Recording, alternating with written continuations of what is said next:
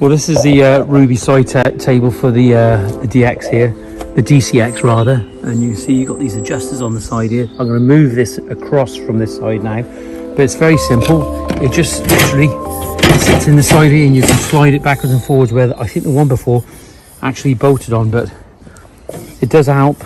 And certainly when we cut these slabs at a 45 or the porcelain, it'll help at this angle here. So this is where we're going to be starting this morning, in that corner. That's where we're going to start. We've got to make sure that the conservatory, well, we can't, it is what it is, but we've got to, hopefully we can presume that that conservatory square. So we're going to get a set square out now. We're going to check that. There's the first downpipe we're going to have to deal with. Then we've got a manhole here, and then we've got these two pots. I broke this out yesterday, so that's where we are with that. We've got concrete along here, but we've got to make sure that we slurry the concrete so the mortar actually sticks to the concrete better. We're going to come up to 1 below damp course in this situation, but we're also going to sit it about 60 mil away from the house as well. And we're going to have a picture frame, so we have to take all those things in consideration, the joints as well. And the other thing, of course, we're not laying it that angle, we're going to lay it the other way. Got that wrong. We're going along lengthways here, 1.2 here by 600, and it'll be facing that direction. So we've got the pins there, so that's where we're going to start. Let's see what we can do now.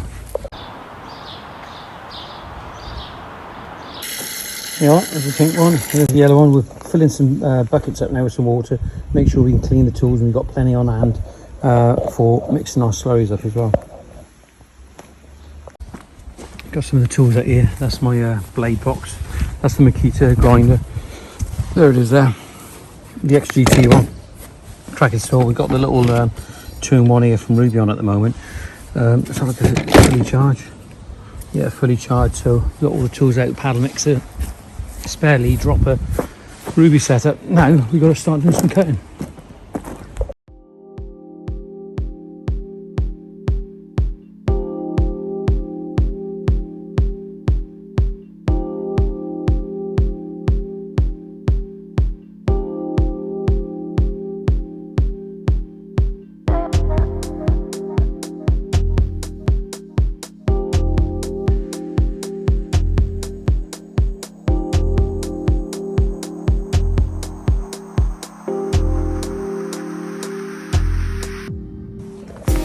There we are, we're going to cut to 1 below damp. I've squared that off there, but that has no significance here. But we've got our line running through, we've checked it, and we've probably got a 1 in 70, 1 in 60 is just too much. And you know, you'll always get water tension with porcelain anyway, so, but as long as it doesn't puddle, that's the thing. That's the mark for our first cut. It may be obvious to some, but make sure you take the battery out when you're changing the blade over. The last thing you want to do is press that. That's the trigger, and thinking it's the locking nut, and just don't do it. Just take the battery out. Right, I've got a number of blades here. Some I've used, some I haven't used. If you look at that one, I have used that one, but you can see on that edge there now. You can see how it's heated up for whatever reason. Sometimes that's due to the porcelain, but there's no way I'm going to be using that. We'll throw that away at a later date. But just got this new blade out here, so I'm going to be using this blade, or I could use this little one here, Ardenduro. I think I'll use this one. Yeah, no offense to Elite Stone tools, they're fantastic tools, but I want to use this one because I want to give Ruby some feedback on their blades, and obviously the cost of them.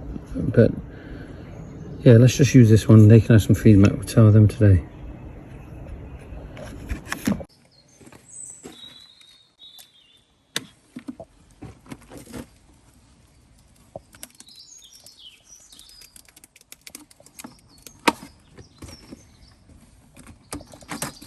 This is a priming slurry from Ball Adhesives, and I'll show a little bit more of this later on, because you can actually put it on top of Type 1 now. They allow you to do that. So, but we've got concrete underneath there, so we've got to make sure that the mortar actually sticks that concrete, and this is what this priming slurry will do. Well, it was nice and sunny, but there we are, that's what we got. Hopefully it will hold off. It's a bit clear over that side. And the thing is, we're not having a real good summer, because it's still quite cold.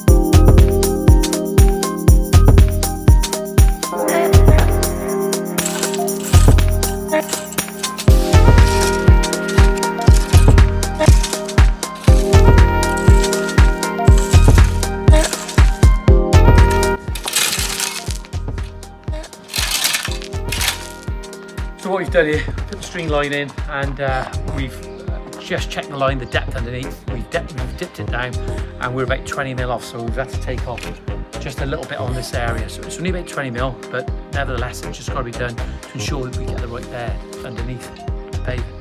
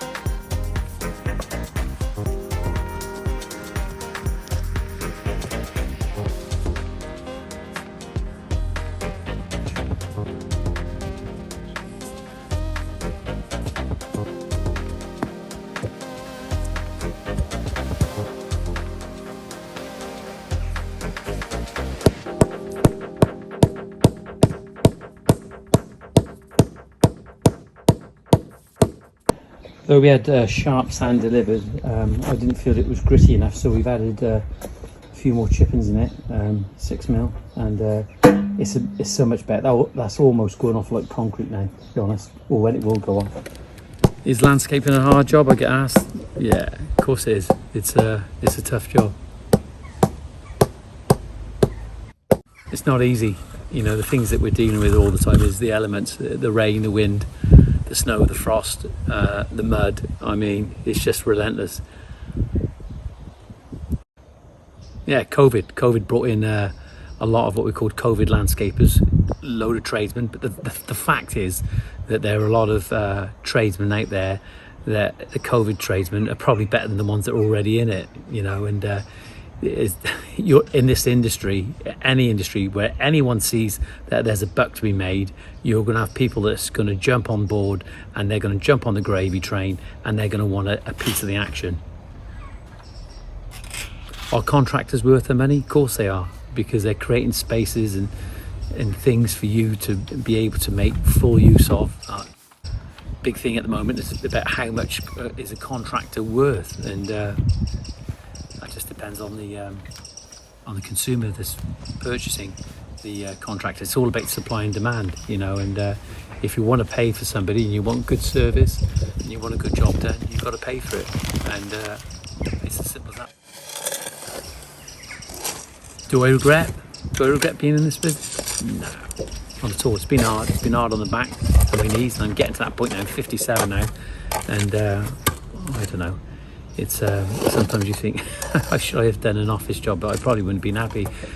The thing is, there are people that need to be outdoors. They need to be creating, and it doesn't mean to say that they're not intelligent. They're highly intelligent people. They're creative people. You know, to work out, to be a good mathematician, you need to be creative. And the thing is, probably a lot of these people are outdoors. They're probably good mathematicians and don't even really know that they are.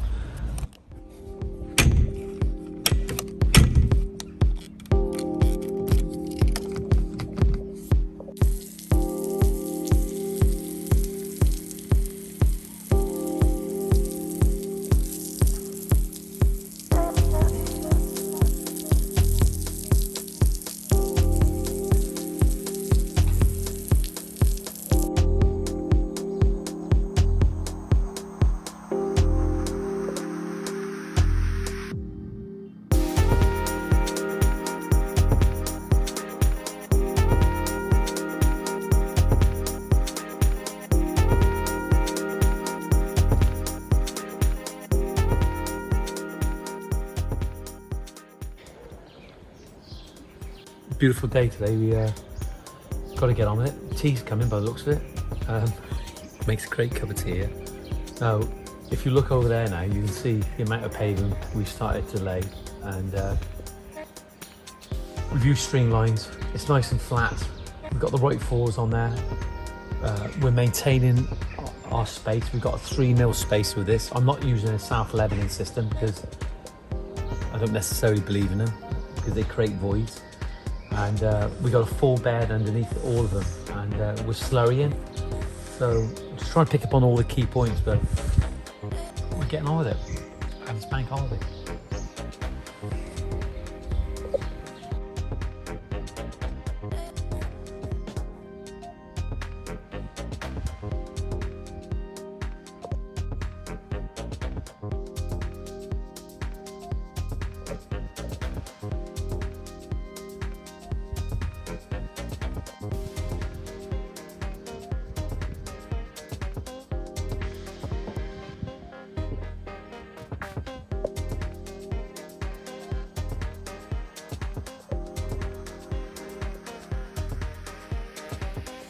There you are. This has gone off absolutely solid now this morning. We've got the priming slurry on the back. We've used a screed mix, and like I said, we've knocked this up by hand, and we knocked it up really quick as well. It was very simple, and the reason for that is that, you know, trying to get a screed mix in a mixer is always difficult because it segregates, it baubles, and the other thing, of course, it sticks to the side because it's a semi-dry. But the thing you got to watch in weather like this with a semi-dry, that it doesn't dry too fast, because it just kills the cement. The heat will kill the cement. So but no, that's worked perfectly. It is difficult knocking it up by hand. What you do want is that you want a forced paddle mixer, but they're just far too expensive.